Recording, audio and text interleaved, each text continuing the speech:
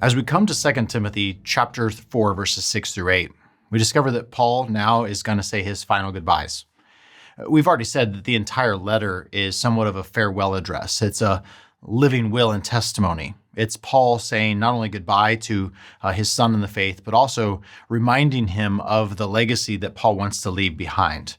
That Paul is saying to Timothy, as I go, here's what I leave you, and here's what I want to remind you of. So in this moment, as Paul says goodbye, it's a continuation of Paul saying to Timothy, Timothy, I want you to fulfill your ministry. Timothy, I want you to take what I've given you, and I want you to live it to the finish line. So Paul uses a number of metaphors. In fact, I think all of these are pretty rich metaphors. I don't know if you've ever pondered, what will people say about me at the end of my life? I've asked some of those questions before and kind of my own reflections. And I don't know, I'm kind of middle of life age, starting to ask those questions like, what will people remember about me? But Paul, as he comes, these are some of the metaphors he has for his life that has been, up to this point, been lived for Christ. And you recognize not his entire life. In fact, we're going to get into that as we conclude these words, is that Paul recognizes the gospel, the good news that is for him an unlikely person. As 1 Timothy says, an example of the patience and mercy of Christ. But Paul says this, I come to this place, Timothy, and I'm already being poured out like a drink offering. So there's metaphor number one. Paul says, my life has been poured out like a drink offering. This is somewhat foreign to us, but in the ancient context, both in the Jewish and in the Greco-Roman world, both in pagan temples as well as the Jewish temple, individuals would pour out libation sacrifices, oftentimes wine, and they would pour that out as an act of sacrifice. It'd be somewhat symbolic, by the way, of life being poured out. And so we have, in this particular context, Paul using that imagery of his life being lived as a sacrifice, but that has been poured out in worship to God. Now, just before this, Paul said, Timothy, you fill up your ministry. There's a contrast there. Timothy's still kind of on the progress of moving forward, and Paul says, no, I'm at the very end. And in fact, you kind of just get this imagery of he's on his last drop of being poured out. Then he uses another metaphor. He says, and the time of my departure has come. Now, Paul's used this time language often throughout this chapter. The time for preaching, sometimes it's good, sometimes it's bad. Well, the time right now is actually for my departure. And the imagery that's used here can be one of two things. And in fact, I find perhaps even the possibility of both in this imagery. This imagery is sometimes used, the time of departure imagery is sometimes used of a ship that's getting ready to set sail. And so you loose the moors or the ropes of the ship and that ship sails off. It reminds me of the end of Lord of the Rings, if you've read those books or watched those movies. And Paul knows ship imagery, doesn't he? He knows the life of someone who's setting sail. That's, in fact, if you read the book of Acts, that's where he spent a lot of his time. Paul says, now, this is kind of where I find myself. It's time for me to set sail.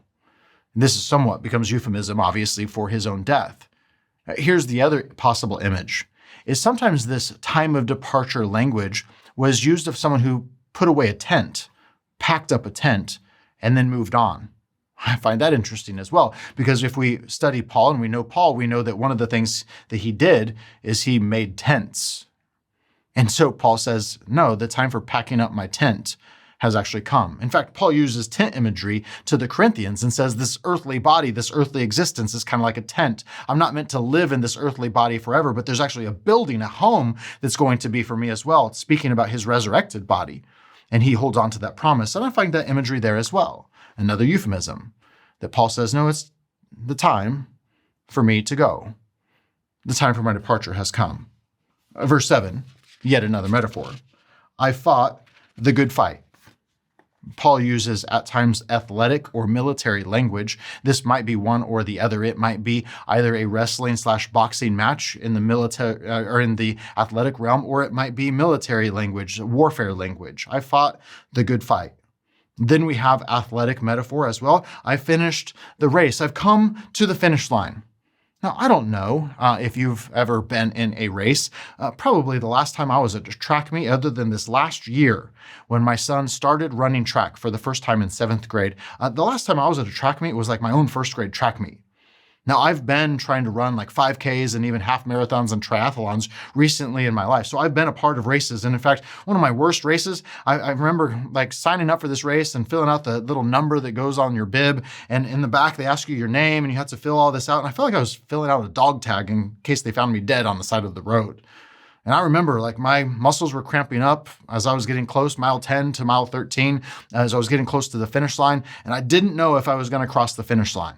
I remember that feeling of not being able to endure through the suffering. But here I am at this track meet this last year, my 7th grade son track meet. And I'm the father standing by the side, and I'm cheering on my son as he runs. Now, he likes to run distance races, and so he's actually running cross country this year in 8th grade. And I absolutely love standing by the sidelines and cheering him on as he runs.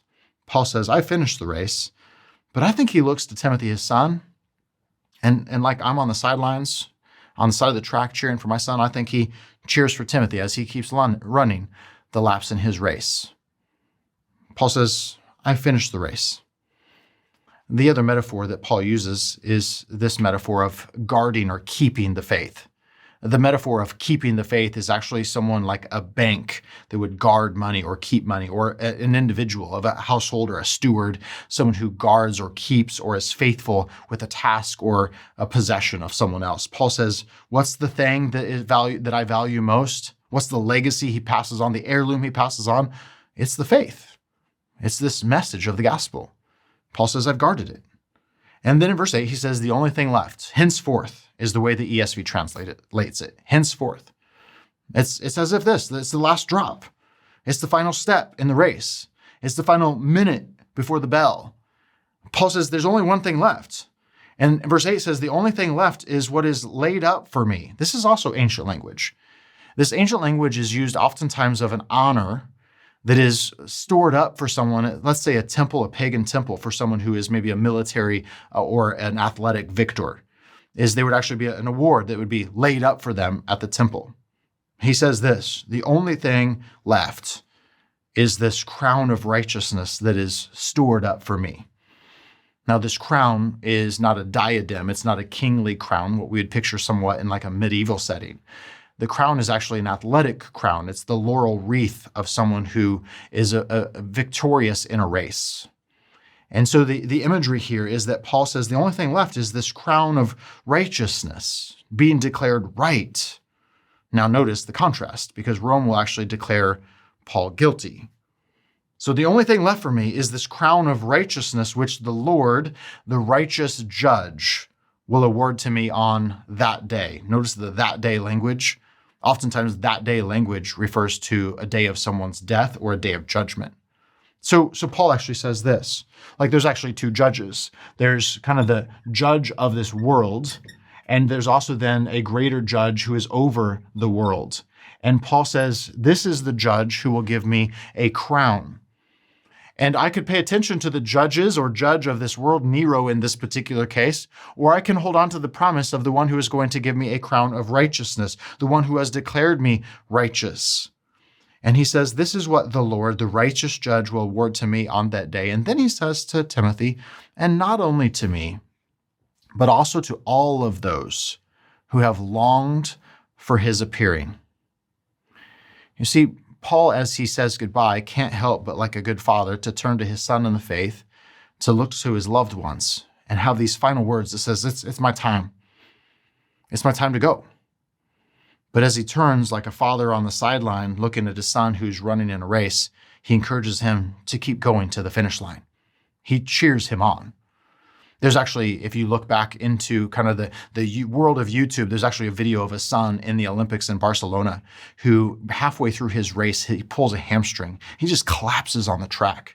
And if you watch this video, this stranger comes out of the crowd and comes beside him. And this man is hobbling, and all of a sudden the stranger puts his arms around him and walks with him. And the man who is the athlete collapses and cries and weeps and puts his head on the shoulder of this stranger. And you pretty quickly discover, just based on context clues, I think that's his father.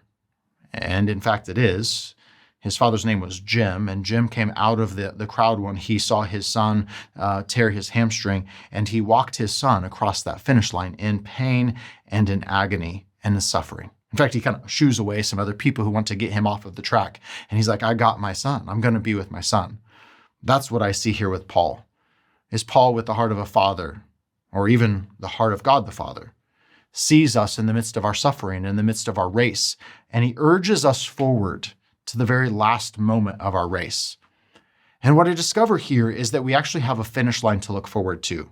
Notice what we have is this longing for his appearing. There is a finish line. And the finish line is the appearing, that day language, the appearing of Jesus. Whether we appear before him or one day he appears before us all, there will be a finish line, and it will be worth it. But there's actually two finish lines. We've actually been noticing this, that when it comes to the truth of the gospel, there's this message that we have that we move toward, we continue in, we follow. Paul says, you followed me from Lystra. You continue in this word that you've heard from the beginning. You've known from infancy the holy sacred writings. You continue in this, and you'll come to a finish line where Jesus will appear before you, or you'll appear before him, and you'll come to this finish line. Here's finish line number one. But finish line number two were those who wandered and strayed away, those who shipwrecked their faith. Paul says they actually head for a different finish line. Now, probably my illustration I want to use on this is one time I went golfing. I'm not a great golfer. I grew up on the back lot of a golf course. My dad managed a golf course. But I went golfing one day to an unfamiliar golf course. Got on the tee box. It was a par 3, short little hole, in case you're not familiar with golf. And I actually teed off heading in the wrong direction. I thought a certain green was my green. Come to find out, it was actually like on a parallel hole next to the hole that I was supposed to be hitting towards. My green was over here. And so you can imagine that my score wasn't very good on that particular hole. I mean, here's this dynamic. They started off and they were wandering, but eventually it led where they didn't need to go. And Paul says there's actually a separate finish line. Now, he mentions that in verses 9 and 10. Paul says in verse 9, Timothy, do your best to come to me soon. We'll unpack that again in our next session, but I want to look at verse 10. He says, Timothy, I want you to come to me soon because here's the deal. Like a father on the track, I want you to finish because I also see those who haven't finished well. Verse 10, for Demas is in love with the present world, and he's deserted me, and he's gone to Thessalonica. Now, you can just do a little word study on that name, Demas. Probably won't mean much to you. But to Paul and to Timothy, Demas traveled with them. He was someone who started here and was moving here, but somewhere he got off track, started running to the wrong finish line, golfing to the wrong green. But Demas, notice, rather than being in love with the appearing, that's what it says in verse 8, like that we get a crown of righteousness because we long for or love his appearing. Well, Demas, instead, he's in love with the wrong finish line. He's in love with the present world. And so Paul says, he's deserted me. He's walked away. He's walked the other direction. Remember going all the way back to chapter 1 and chapter 2, Paul says, don't be ashamed of the gospel, nor of me, his prisoner. Demas has done just that same thing. Over and over again in 2 Timothy, Paul wants to encourage Timothy to keep going, to continue to be faithful, to be resilient, to be someone who has, as one of the president of our college, President Proctor, has a book called Finish Line Faith. As he says, I want you to have the kind of faith that gets you to the finish line. My own dad used to have this phrase that he would say, he got it from somewhere else. He would say, be there. We want to be the kind of people who are at the finish line and faithful, arriving and loving and longing for the appearing of Jesus. I look forward to that day. In the same way that Paul, I think, anticipated his son in the faith coming and having one final visit with him in Rome, I think Jesus looks forward to the day. I think we should long for the day where we are completely known in his presence and we get to experience completeness and peace and all of the faithfulness and promises that we hold on to in him, even when it's difficult, whether that's in this race, in this fight, or in our ministry of preaching the word.